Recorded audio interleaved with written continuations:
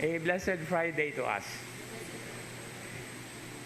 There is one interesting rephrasing in terms of understanding the context of this issue between the splinter and the wooden beam.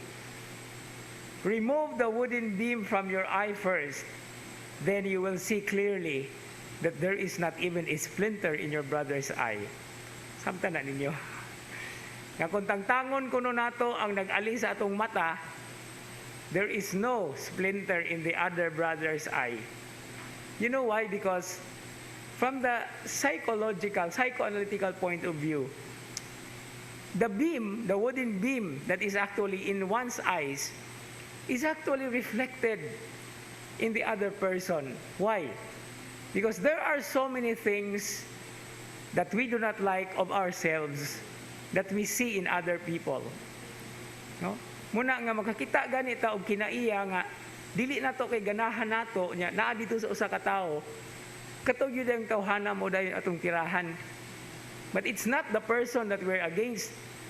It's ourselves that is reflected in that very person. And that is what we have to understand and realize as well. Okay, before we actually can say something to other people, it's a good thing that we also get to know ourselves better. And this is precisely because the bottom line of all these things is we are created in the image and likeness of God.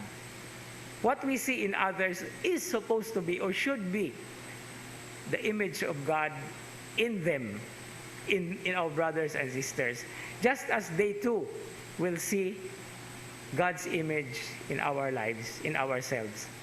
So this very interesting challenge, really a very serious challenge, is an act of reminding, no, of to be conscious of what we do, what we say, what we even have inside us.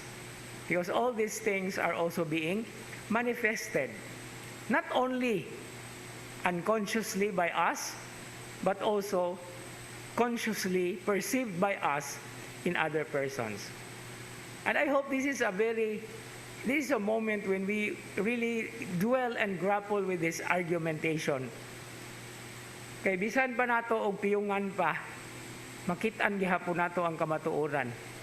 Now, even if we close our eyes, the truth will always be very clear in us.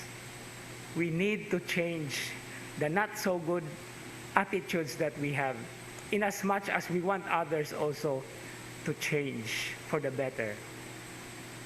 Amen.